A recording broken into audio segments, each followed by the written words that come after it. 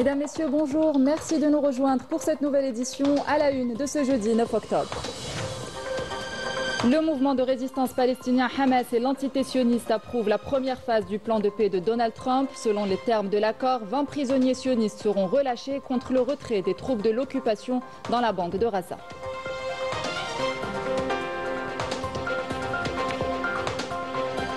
La colère monte au Parlement européen après la décision de la Commission européenne de prolonger l'accord commercial de l'UE avec le Maroc concernant la spoliation des richesses sahraouis. Une décision qui provoque l'indignation des représentants du Front Polisario. Nous écouterons leur réaction dans un instant.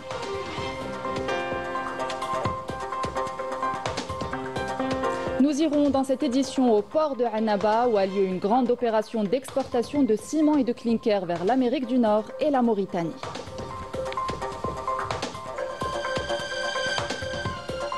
Et à Oran, l'ambiance est au rendez-vous à quelques heures du match qualitatif entre l'Algérie et la Somalie. Nous ferons le point avec notre correspondant à la fin de ce journal.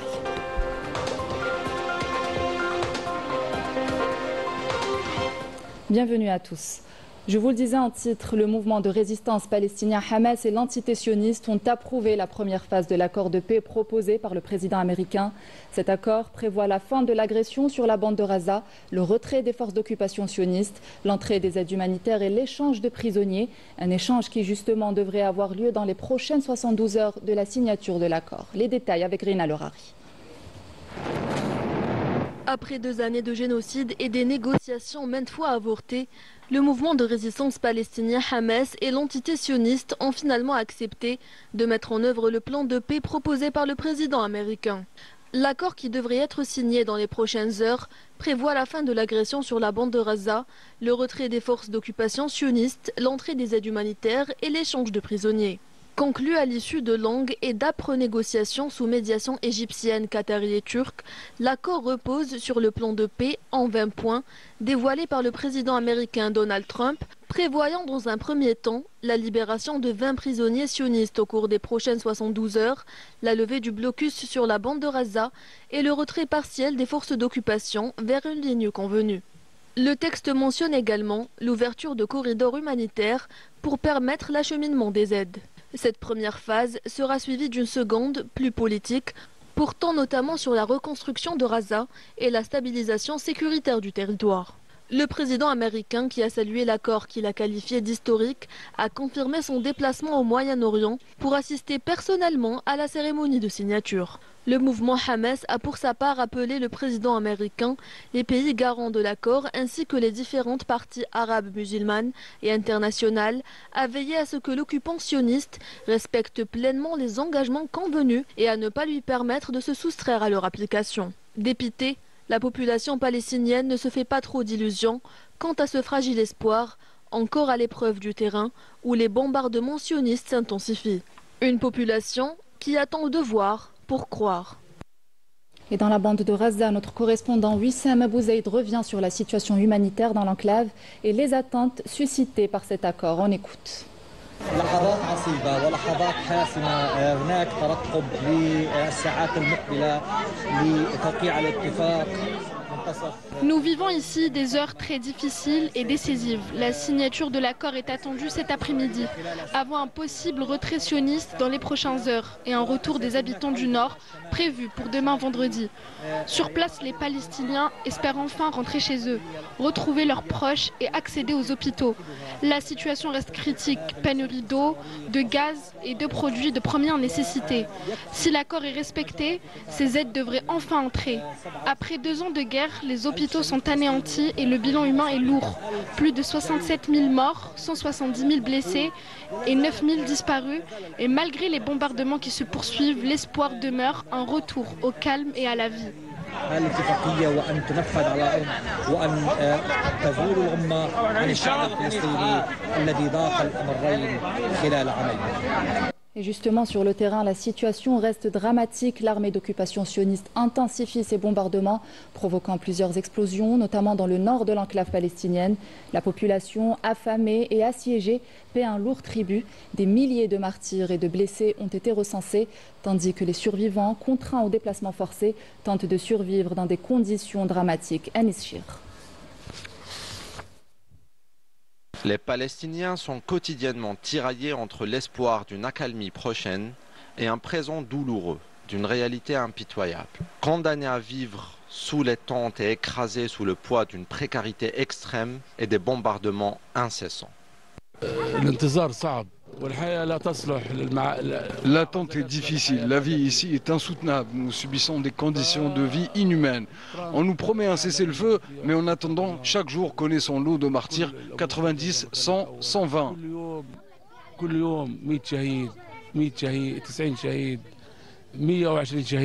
Dans ce camp de réfugiés, chaque jour est rythmé par les bombardements, rajoutant à son lot de douleurs, écrasant à chaque heure des corps déjà épuisés. Les déplacés s'attachent à la vie, bien que les terribles conditions de ce camp éprouvent leur résilience. Riham, déplacée du quartier d'Ashijaya, connaît le sens de la perte. Elle a perdu tous ses frères, entre martyrs et disparus. J'ai 2 frères qui sont portés disparus et un autre qui est blessé gravement. Pouvons-nous seulement espérer être heureux? Non, même si on retourne chez nous. Personne ne souhaite demeurer ici plus longtemps. Et tous espèrent la fin de la guerre. La famille d'Abou Rami, réfugiée originaire de l'est de Gazaville, espère la fin de la guerre avant l'arrivée de l'hiver. En montant la tente, mon épouse n'a pas cessé de dire qu'elle garde espoir en un retour prochain de la paix. Si seulement on pouvait retourner à Gaza. Je suis épuisée. J'en peux plus de vivre dans ces conditions. La tragédie vécue par ces réfugiés témoigne de la gravité des crimes commis par l'entité sioniste. 254 journalistes tombés en martyrs à Gaza ont également été victimes de ces crimes. C'est le lourd prix qui est payé pour rendre compte de ce que subissent les Palestiniens. Toujours à l'étranger, au Maroc, 60 intellectuels, artistes et défenseurs des droits humains ont exhorté hier dans une lettre ouverte le Marzen à répondre à la contestation sociale portée depuis 10 jours par la jeunesse en engageant des réformes profondes. Le peuple du Maroc souffre, sa jeunesse le crie dans les rues avec force. Ont-ils écrit dans la lettre. Les signataires ont également appelé à la chute du chef de gouvernement, au lancement d'un processus de réforme constitutionnelle et à la libération de tous les détenus du mouvement Gen Z 212, ainsi que tous les autres prisonniers politiques et d'opinion au Maroc. Depuis le 27 septembre, le collectif de jeunes Gen Z 212 appelle chaque soir à des rassemblements pour réclamer des réformes pour un meilleur accès aux services publics, à la fin de la corruption et à la démission du gouvernement. Une grande mobilisation est annoncée pour ce jeudi à la veille de l'ouverture de la session parlementaire d'automne.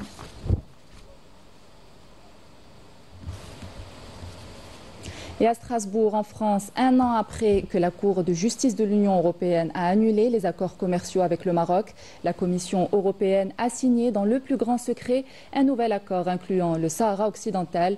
Plusieurs élus dénoncent un passage en force et appellent à bloquer cet accord. Correspondance de Afaf Belhouchet.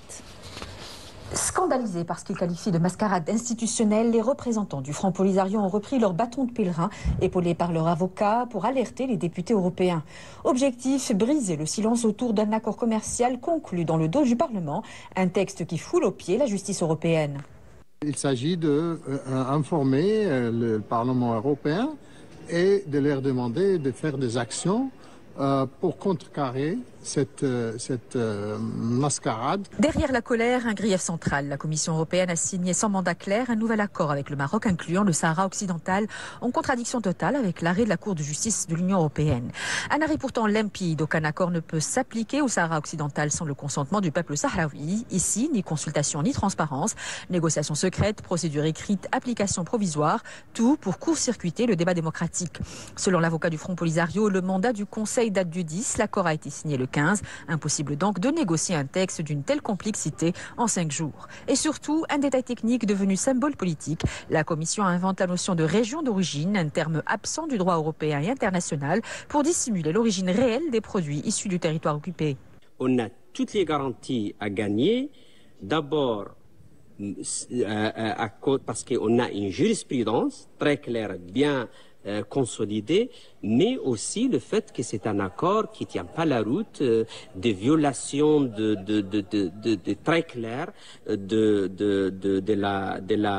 l'arrêt de la Cour de justice de l'Union européenne dans la forme, mais aussi dans le contenu. On voit que dans la forme, ça nous laisse pratiquement des alliés objectifs pour le peuple sahraoui maintenant. C'est pas seulement le peuple du Sahara occidental qui a été écarté de ce processus avant d'arriver à cet accord, mais aussi le Parlement européen. Dans les couloirs du Parlement européen, la colère monte. Plusieurs élus évoquent déjà des questions écrites, des demandes de documents et une mobilisation transpartisane pour empêcher l'application provisoire de l'accord. Nous sommes profondément en colère face à ce passage en force du Conseil européen qui contourne le Parlement. Nous allons engager des actions politiques claires pour dénoncer une procédure que nous jugeons totalement illégitime.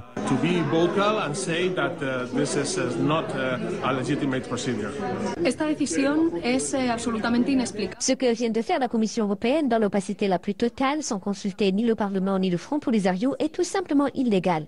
Cet accord avec la dictature marocaine viole le droit international, les résolutions des Nations Unies et les arrêts de la Cour de justice de l'Union européenne. Y la dictadura marroquí es un acuerdo ilegal.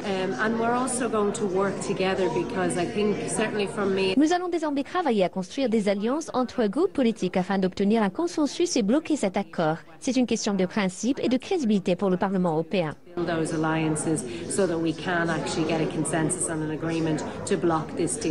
À Strasbourg, le message est clair. La Commission a franchi une ligne rouge en ignorant à la fois la justice européenne et la représentation parlementaire. Elle a ouvert une crise politique majeure et cette fois, le Sahara occidental n'est plus seulement une question de droit international, c'est un test de crédibilité démocratique pour l'Union européenne. Toujours dans l'actualité internationale, le président Emmanuel Macron doit annoncer dans les prochaines heures le nouveau Premier ministre, ce qui écarte pour l'instant toute dissolution de l'Assemblée nationale. Les consultations menées depuis 2 jours visent à former un gouvernement capable de faire adopter le budget 2026, une situation qui plonge le pays dans une incertitude politique sans précédent. Retour dans le pays, clôture hier à Oran d'une APEC 2025, un rendez-vous salué par l'ensemble des participants, algériens et étrangers. Cette 13e édition qui a confirmé le rôle de l'Algérie comme plateforme régionale incontournable dans le domaine de l'énergie a été marquée par des accords stratégiques, des partenariats prometteurs et un engagement renouvelé en faveur d'une coopération énergétique durable. Myriam Damis. Le NAPEC 2025 confirme une fois de plus son rôle de plateforme incontournable pour les acteurs du secteur énergétique régional et international. Cette année encore, de nombreuses entreprises étrangères y prennent part, certaines déjà partenaires de longue date de l'Algérie, d'autres venues explorer de nouvelles pistes de coopération. L'un de nos principaux objectifs est d'étudier le marché et de nouer de nouveaux partenariats. Je pense que cette exposition est très productive pour nous. Nous avons déjà eu des contacts utiles et prometteurs. On vient de s'installer ici en Algérie ce mois-ci. C'est notre deuxième participation à NAPEC, l'année 2024 et 2025. On a un client ici, c'est la société Sonatrach. On a commencé de faire une convention avec Sonatrach qui va commencer mois prochain. Cet événement, par rapport à l'année dernière, est beaucoup visité. Nous sommes vraiment satisfaits et très très bien organisés. Et nous avons pu rencontrer beaucoup d'acteurs locaux et régulateurs tels que ARH, bien sûr Sonatrach, Al-Naft et d'autres compagnies privées. Nous sommes présents en Algérie depuis presque 20 ans. En 2024, nous avons célébré les 20 ans d'Equinor dans le pays à travers un partenariat que je qualifierais d'exceptionnel avec Sonatrach sur 2 champs, le champ d'Insalah et le champ d'In Amenas. On constate avec beaucoup de satisfaction que l'événement prend de l'ampleur, l'événement prend de l'épaisseur, avec les acteurs historiques dont Equinor fait partie, de nouveaux acteurs qui envisagent leur entrée sur le marché. Et aussi très très content de voir des sociétés algériennes, des sociétés locales qui commencent à s'impliquer sur le marché énergétique. Les multinationales implantées en Algérie valorisent le savoir-faire local, à l'image d'une entreprise comptant plus de 800 employés algériens, symbole d'une intégration réussie entre expertise étrangère et compétences nationales. On est spécialisé dans les services au puits, forage et sans appareil de forage, et aussi dans les CPF.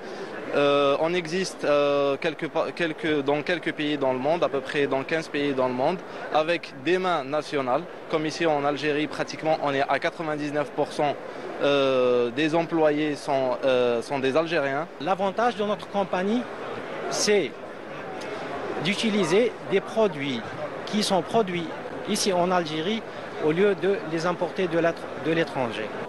Entre investissement, échange d'expertise et valorisation des compétences locales, le NAPEC 2025 illustre la place grandissante de l'Algérie dans la coopération énergétique internationale. Plus qu'un salon, cette 13e édition du NAPEC aura été un espace d'échange et de vision où s'est dessinée la trajectoire d'une coopération énergétique tournée vers l'innovation. Et parmi les accords qui ont marqué cette 13e édition, la signature de 2 conventions d'études entre l'Agence nationale pour la valorisation des ressources en hydrocarbures El Naft et la compagnie omanaise Petrogaz. Cette collaboration s'inscrit dans la stratégie de la société omanaise qui souhaite renforcer sa présence en Algérie à travers des projets de recherche et de développement.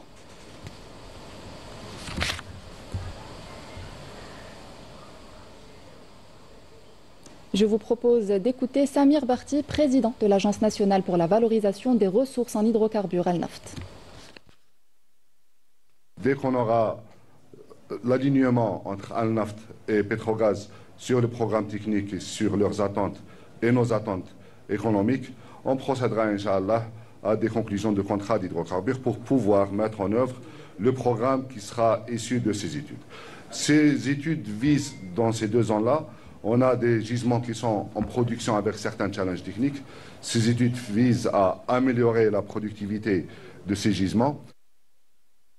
Zoom à présent sur ce chantier stratégique. La pénétrante autoroutière Djenjen Al Ulma avance à grands pas dans sa partie située dans la wilaya de Jijel qui s'étend sur une distance de 47 km. Le taux d'avancement des travaux a atteint les 62%. Un projet clé qui permettra de stimuler l'investissement et les échanges commerciaux. Meishebout. La réalisation de la liaison autoroutière reliant le port de Djenjen et l'autoroute Est-Ouest au niveau du tronçon raccordant la wilaya de Jijel et de Mila sur 45 km a atteint un taux d'avancement de 62%.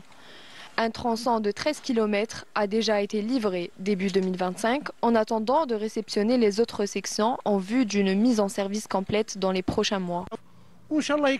Ce tronçon de 13 km nous a beaucoup facilité la vie et nous espérons que le reste des travaux sera achevé dans les plus brefs délais.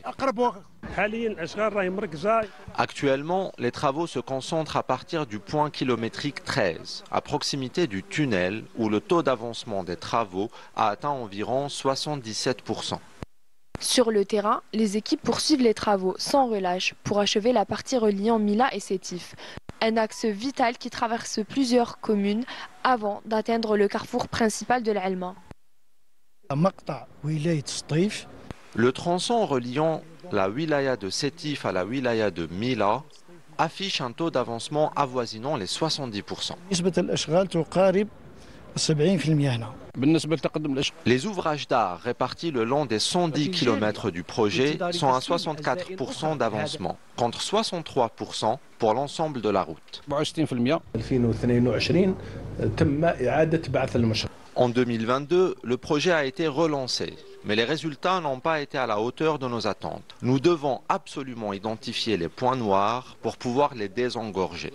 Nous avons d'ailleurs prévu de nous réunir la semaine prochaine au niveau du ministère et en présence des wali et des entreprises afin de définir les mesures concrètes à mettre en œuvre.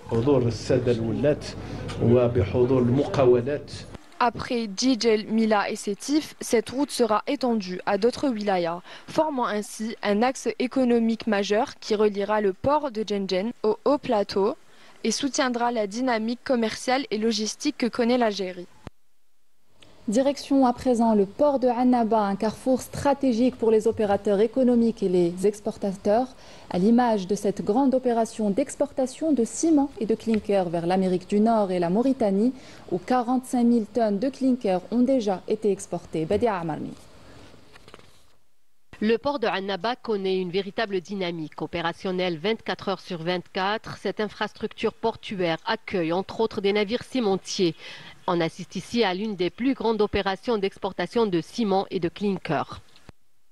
45 000 tonnes de ciment sont exportées vers l'Amérique du Nord, en plus de 45 000 tonnes de clinker vers l'Afrique, plus exactement la Mauritanie. Ces performances sont obtenues par notre groupe grâce aux mesures prises par les autorités concernées pour soutenir l'exportation.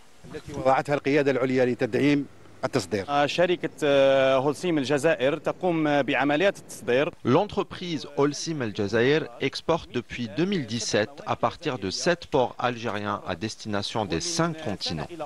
Nous constatons d'année en année une amélioration palpable des conditions et des services offerts par nos partenaires, notamment les ports pour les exportations.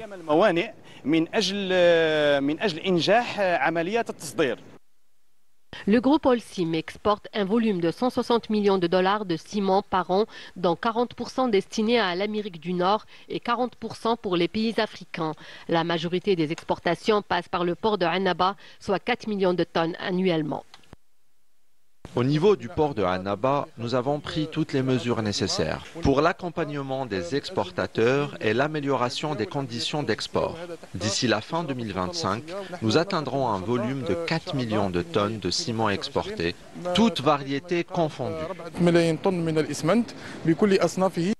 L'opération d'extension que connaît cette infrastructure portuaire permettra d'augmenter les volumes d'exportation et de diversifier les exportations hors hydrocarbures afin de booster l'économie nationale. Sport football, l'équipe nationale affrontera son homologue somalienne ce jeudi à 17 h au stade Miloud Hetfi d'Oran avec l'objectif de gagner pour valider son billet pour la Coupe du Monde 2026. Je vous propose d'écouter les réactions de quelques joueurs avant ce match décisif. Ouais, c'est un match très important pour nous. On sait que c'est un match concrètement de la qualification. Il va falloir montrer un bon visage demain. Et concernant les supporters, on sait qu'ils sont toujours présents. Et j'espère qu'ils vont nous supporter jusqu'au bout demain et avec, Inch'Allah, la victoire. Je suis vraiment content pour être sélectionné pour la première fois. Et Inch'Allah, on va gagner les matchs pour qualifier pour la Coupe du Monde, Inch'Allah. Fierté d'avoir le peuple algérien derrière nous. On est très content qu'il soit là derrière nous et que le stade soit plein, c'est incroyable. Donc on va profiter du match et essayer de ramener la qualification. On le sent bien, on pense qu'on peut faire un truc demain, on peut chercher la qualification à domicile. Donc Inch'Allah, on espère la victoire et franchement je suis bien intégré, bien accueilli, tout va bien franchement. Et pour plus de détails, nous retrouvons Hakim Keshroud en direct du stade Miloud Hetfi d'Oran. Hakim, bonjour. Alors, il y a un fort engouement des supporters pour la 9e journée des éliminatoires de la Coupe du Monde. Un match très attendu et décisif. Comment est l'ambiance sur place ? Bonjour Yasmine, bonjour à toutes et à tous. Et oui, vous l'avez dit, on vient de l'entendre dans les sonores des joueurs. C'était hier lors de l'unique entraînement des Verts ici au stade Miloud Hetfi. Vous le voyez derrière moi, le public, les supporters des Verts arrivent en grand nombre depuis 11 h du matin. C'était l'horaire où le stade Miloud Hetfi a ouvert ses portes pour accueillir les 40 000, je dis bien 40 000 supporters qui ont obtenu leur ticket pour venir assister à ce 9e match qualificatif au mondial. Et comme vous le savez, vous l'avez entendu, pour les joueurs ce soir, il s'agira tout d'abord de gagner. Bien sûr, on va chercher la manière, puisque les Verts ont été un tout petit peu critiqués sur leur manière de jouer, même si pour l'instant, ils sont en tête de leur classement avec 19 points. 3 points seulement suffiront aux Verts pour composer leur billet pour le mondial 2026, États-Unis, Canada et Mexique. Et donc ce soir, le plus important, puisque c'est la Somalie qui reçoit, on le rappelle, c'est la Somalie qui a demandé à jouer en Algérie et a demandé à recevoir l'Algérie ici même à Oran. Et donc ce soir, les Verts vont chercher tout d'abord les 3 points. Par la suite, ils vont certainement chercher la manière pour faire plaisir à tout ce beau monde que vous voyez derrière moi, qui afflue et qui arrive pour assister à cette rencontre qui va débuter dans moins de 6 heures. Et on leur souhaite une belle victoire. Merci à vous, Hakim Keshroud. C'était là la dernière information de cette édition. Merci de l'avoir suivi. J'aurai le plaisir de vous retrouver dimanche pour l'édition de la mi-journée. Excellente suite des programmes sur Canal Algérie.